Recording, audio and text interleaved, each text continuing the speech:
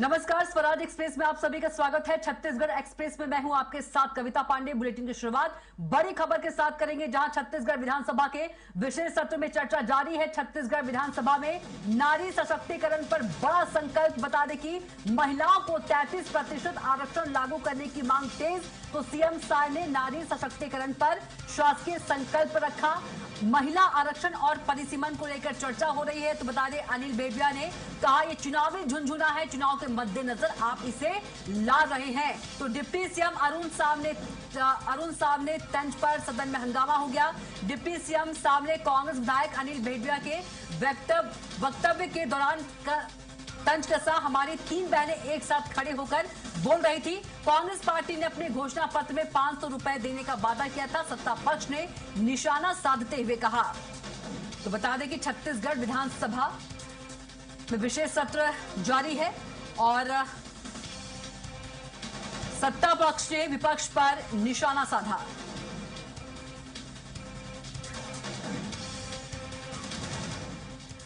और से चलेंगे छत्तीसगढ़ के रायपुर, जहां विधानसभा विशेष सत्र की कार्यवाही शुरू हो गई है। मुख्यमंत्री विष्णुदेव साय शासकीय संकल्प प्रस्तुत करेंगे। महिला आरक्षण और परिसीमन पर चर्चा, तो सशक्तिकरण को लेकर शासकीय संकल्प लाएगी सरकार। दोनों तरफ की बातें, विशेष तौर पर अगर संविधान के तहत कोई बात हुई तो सुनने के लिए उसे हिम्मत भी रखनी होती, जो कि शायद कांग्रेस में या उनके सहयोगी दलों में नहीं है।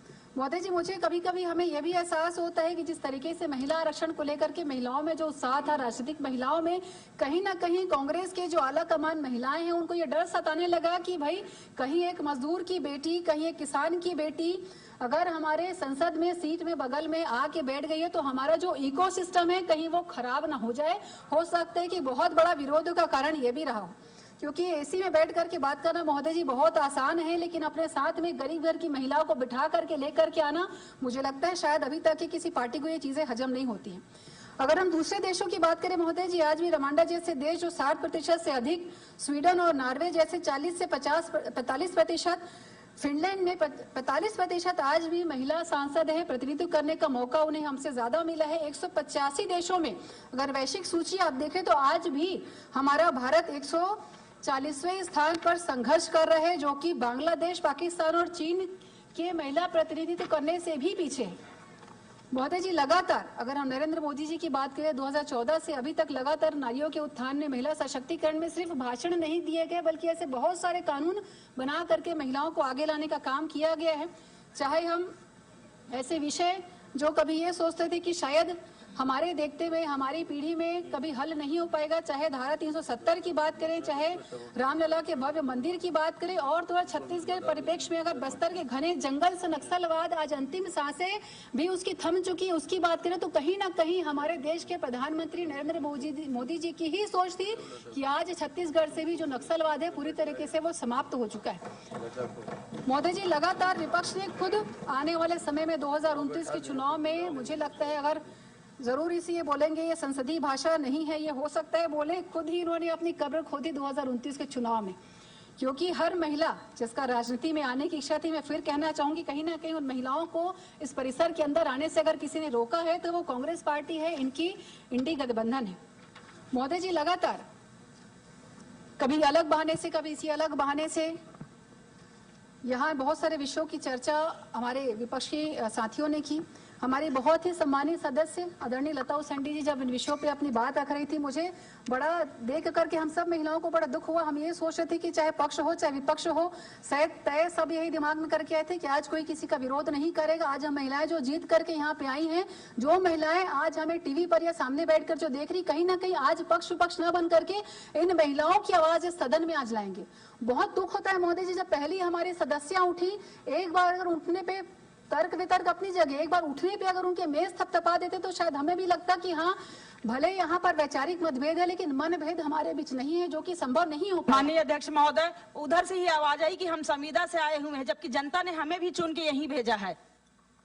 देखिए, आपके जो हमारे भाई साथी हैं सदस्य, उन्होंने भी बहुत आरोप प्रत्यारोप किए हैं। वो बात भी आप लोगों से छुपी नहीं है। तो आरोप प्रत्यारोप तो हमारे सदन की कार्यवाही की एक प्रक्रिया है, उसमें दुख उस बात का नहीं है। दुख इस बात का है कि हमारे जो सदस्य उठी थी, आप लोगों ने ये बात कहा कि भाई आपको यहाँ होना चाहिए था, आपको वहाँ होना चाहिए था। मैं आप लोगों से एक ही प्रश्न पूछना चाहूंगी, महिलाओं के लिए संवेदनशीलता क्या सिर्फ महिलाओं के अंदर होती है क्या? आज हमारे भाई वो जो पुरुष साथी सदन में बैठे हैं, क्या उनमें महिलाओं को लेकर संवेदनशीलता नहीं हो सकती? क्या पुरुष है तो क्या उनके अंदर करुणा नहीं हो सकती?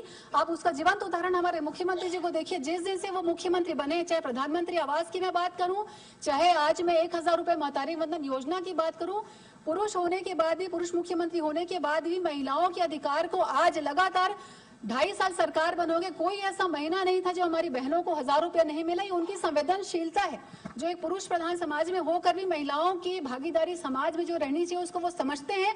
तो इसके लिए हमारे मुख्यमंत्री जी का मैं बहुत, हमारी सभी बहनों के साइड से, पूरे छत्तीसगढ़ की महिलाओं के साइड से बहुत अभिनंदन करती हूँ कि इतनी करुणा, इतनी संवेदनशीलता उन्होंने महिलाओं को लेकर के दिखाई। आदरणीय महोदय जी, मैं बस कुछ लाइन बोलकर अपनी बातें खत्म करूंगी, जो कि आक्रोश सभी महिलाओं में बहुत है और ये सिर्फ इस सदन के अंदर नहीं बल्कि आम चर्चा का भी विषय है। पंच से लेकर के, जनपद से लेकर के, जिला से लेकर के आम जो कार्यकर्ता हैं, उनमें भी ये उम्मीद थी कि कहीं ना कहीं आने वाले समय पे विधानसभा के इस पवित्र सदन में, लोकसभा के इस पवित्र सदन में हमें भी पैर रखने का मौका मिलेगा, हम भी अपनी क्षेत्र की आवाज बन पाएंगे। लेकिन फिर से मैं अपनी बात कहना चाहूंगी कि कांग्रेस और इंडी गठबंधन, उनके माध्यम से उनकी आवाज को, उनके कदमों को इस विधानसभा तक पहुंचने के लिए रोका गया है। बस मैं यही कुछ लाइन बोलकर अपनी बातें समाप्त करूंगी। महोदय जी, मैं नारी हूँ, संसद के लोगों, मेरा शोभ पुराना है, मेरी पीड़ा को भारत भूमि ने देखा और जाना पहचाना है। मैं वर्षों जंजीरों में जकड़ी जैसे कोई पाषाण हुई, आक्रांताओं की बर्बरता से क्षण क्षण लहू लुहान हुई। मैं व्रती हूँ, मैं सती हूँ, मेरी अस्मिता को क्षति हुई। मैंने भी अपना रक्त दिया जब राष्ट्र को गति मिली। स्वाधीन हुई भारत भूमि पर मुझे दहलीजों पर रोका है, यह नारी के अधिकारों पर फिर उस संविधान से धोखा है। दशकों संसद की सीढ़ी से वापस हमको लौटाया क्यों? कल मिलेगा अधिकार तुम्हें, यह कर हमें भरमाया क्यों? आरक्षण मुमकिन है अभी, फिल कर पर टाला क्यों? जब कांटा निकालना संभव था तो जख्म पाला बिठाया क्यों? सुन लो विपक्ष के हमारे साथियों, जो छल कपट आप लाए हो, जिस मातृशक्ति को छला है आपने, उसी से आज फिर ठगराए हो। ना द्रौपदी बनकर कृष्ण की राह तकूंगी, अब ना मैं मौन रहूंगी, दुर्गा बनकर हुंकारूंगी, चंडी बनकर दोहूंगी। देख रही भारत की नारी, देख रहा सारा संसार, संघर्ष करेंगे अभी हम, लेकर रहेंगे अपना अधिकार। आपने मुझे बोलने का अवसर दिया, आदरणीय सभापति अध्यक्ष महोदय जी, बहुत अभिनंदन। जय हिंद, जय भारत, जय छत्तीसगढ़। आज महिलाओं की गरिमा, सम्मान और उनके सशक्तिकरण के लिए एक शासकीय संकल्प लाया गया है, जिस हेतु एक दिवसीय विशेष सत्र आहूत किया गया है। चूंकि आज की संपूर्ण कार्यवाही महिलाओं के सम्मान को समर्पित है, इसलिए केवल आज के लिए मैं नियम 9(1) को शिथिल करते हुए सुश्री लता उसेंडी एवं श्रीमती अनिला भेड़िया को सभापति तालिका में नाम निर्देशित करता हूं। इससे भविष्य के लिए उदाहरण न माना जाए, मैं समझता हूं सदन इससे सहमत होगा। श्रीमती संगीता सिन्हा जी।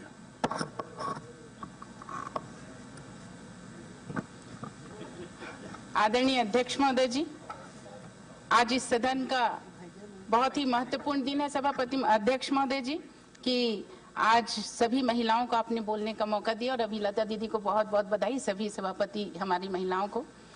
आदरणीय अनिला जी भी सभापति तालिका, उनको अनिला दीदी जी को भी बहुत बहुत बधाई। और आदरणीय अध्यक्ष महोदय जी, इस सदन का जो हमारे आदरणीय मुख्यमंत्री जी ने संकल्प लाया है, इस सदन का मत है कि नारी शक्ति के सम्मान एवं महिलाओं के समग्र विकास और सशक्तिकरण के उद्देश्य से देश की संसद तथा सभी विधानसभाओं में महिलाओं के लिए 1/3 आरक्षण परिसीमन की प्रक्रिया पूर्ण करते हुए तत्काल प्रभाव से लागू किया जाए। आदरणीय सभापति अध्यक्ष महोदय जी, हमने मना कब किया? मतलब मोदी जी तो, मैं तो ये कहती हूँ कि मोदी जी इतने दानी इंसान हैं, दानी हैं, कि जब देश की आधी जनसंख्या महिला है तो 33% क्यों 50% दे दे? आप सहमत नहीं है?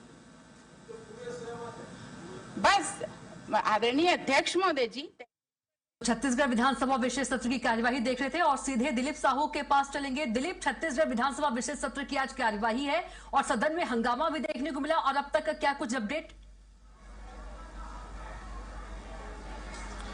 जी बिल्कुल कविता, बता दें कि आज सरकार की ओर से नारी को लेकर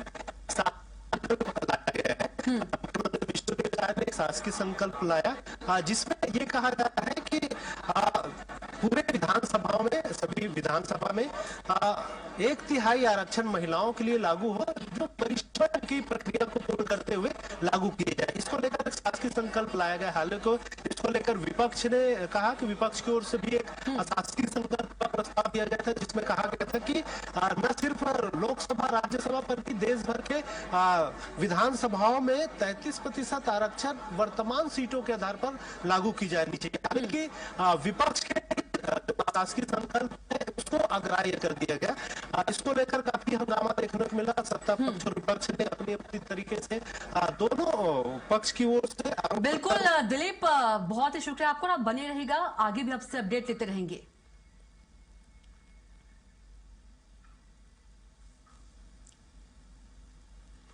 तो सत्ता पक्ष विपक्ष पर निशाना साधा। तो छत्तीसगढ़ विधानसभा के विशेष सत्र में चर्चा जारी है। बता दें कि महिलाओं को 33% आरक्षण लागू करने की मांग तेज हो गई है।